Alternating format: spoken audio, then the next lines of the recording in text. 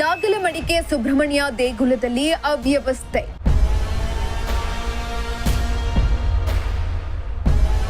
ಮುಜರಾಯಿ ಇಲಾಖೆಗೆ ಸೇರಿದ್ರೂ ಕೂಡ ಸಿಗ್ತಿಲ್ಲ ಸವಲತ್ತು.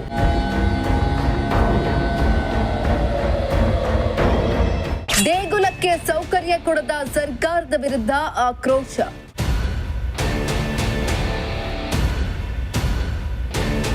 ಪಾವಗಡ ತಾಲೂಕಿನ ನಾಗಲಮಡಿಕೆ ಗ್ರಾಮದಲ್ಲಿರುವ ಹೆಸರಾಂತ ಅಂತ್ಯ ಸುಬ್ರಹ್ಮಣ್ಯ ಜಾತ್ರೆ ಜನವರಿ ತಿಂಗಳಿನಲ್ಲಿ ಅದ್ಧೂರಿಯಾಗಿ ನಡೆಯಲಿದೆ.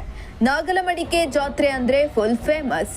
ಈ ಜಾತ್ರೆಗೆ ರಾಜ್ಯದ ಮೂಲೆ ಮೂಲೆಗಳಿಂದ ಮಾತ್ರವಲ್ಲದೆ ನೆರೆ ರಾಜ್ಯಗಳಾದ ಆಂಧ್ರ ಪ್ರದೇಶ, ತಮಿಳುನಾಡು ಸೇರಿದಂತೆ ವಿವಿಧ ಭಾಗಗಳಿಂದ ಲಕ್ಷಾಂತರ ಮಂದಿ ಭಕ್ತಾದಿಗಳು ಆಗಮಿಸುತ್ತಾರೆ.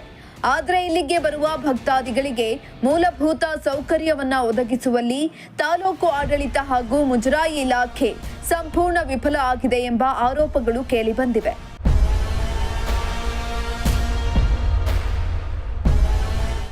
ಹೌದು, ಪಾವಗಡ ತಾಲೂಕಿನ ನಾಗಲಮಡಿಕೆಯಲ್ಲಿ ಉತ್ತರ ಪಿನಾಕಿನಿ ನದಿ ದಡದಲ್ಲಿರುವ ಅಂತ್ಯ ಸುಬ್ರಹ್ಮಣ್ಯ ದೇವಸ್ಥಾನದ ಜಾತ್ರೆ ಇತಿಹಾಸ ಪ್ರಸಿದ್ಧ ಜಾತ್ರೆಯಾಗಿದ್ದು ವರ್ಷದಿಂದ ವರ್ಷಕ್ಕೆ ಭಕ್ತಾದಿಗಳ ಸಂಖ್ಯೆಯು ಹೆಚ್ಚಾಗುತ್ತಲೇ ಇದೆ.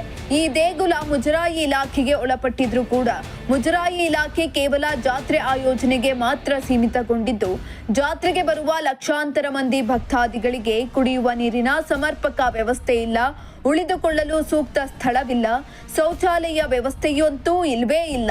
ಇದರಿಂದ ಜಾತ್ರೆಗೆ ಬರುವ ಭಕ್ತಾದಿಗಳಿಗೆ ಸಾಕಷ್ಟು ತೊಂದರೆ ಅನುಭವಿಸುವಂತಾಗಿದೆ.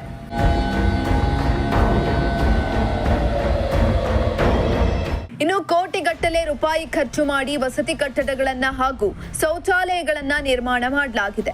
ಆದ್ರೆ ಇವು ಸಾರ್ವಜನಿಕರ ಉಪಯೋಗಕ್ಕೆ ಬಾರದೇ ಇದ್ದು ಇಲ್ಲದಂತಾಗಿದೆ. ಇತ್ತ ಉದ್ಯಾನವನದ ಹೆಸರಿನಲ್ಲಿ ಲಕ್ಷಾಂತರ ರೂಪಾಯಿ ವೆಚ್ಚ ಮಾಡಿದ್ರು ಆ ಉದ್ಯಾನವನ ಭಕ್ತಾದಿಗಳಿಗೆ ಉಪಯೋಗವಾಗದ ಸ್ಥಿತಿಯಲ್ಲಿವೆ ಎಂದು ಸಾರ್ವಜನಿಕರು ಅಸಮಾಧಾನವನ್ನ ವ್ಯಕ್ತಪಡಿಸಿದ್ದಾರೆ.